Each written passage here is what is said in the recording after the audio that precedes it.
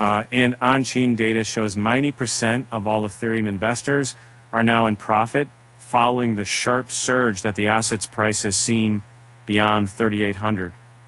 Celebrate them if you go then from everything on the airtime, more data to measure more and more and more. And there's a lot of insect in there to keep track of holder profitability. The analytics firm makes use of on-chain data to find what the average acquisition price or cost basis of each address on the blockchain is. If this price is less than the current spot value of the cryptocurrency for any address, then that particular investor is considered to be in profit or in money, as into the block defines. On the other hand, the cost basis being lower than the asset's price suggests the address is holding some net amount of loss, so its holder would be outfield of the money.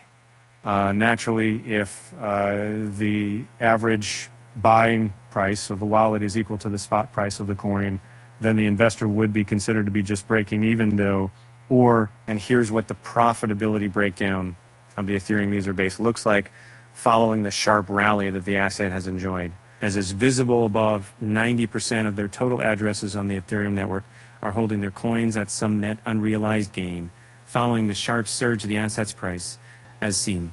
And then, interestingly, 0% of the wallets are also out of the money, meaning there is no one on the blockchain that's in losses anymore.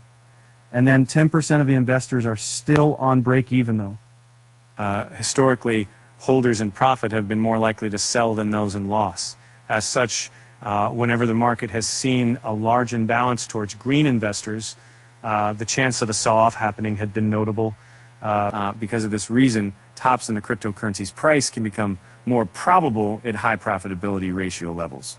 Since an overwhelming amount of ETH investors are carrying gains now, a mass profit-taking event may be likely to occur, which can impede the current rally. It should be noted, though, that during bull markets, the asset has generally been able to sustain high investor profits for a while as high demand keeps flowing in and to absorb any profit-taking before a top eventually occurs.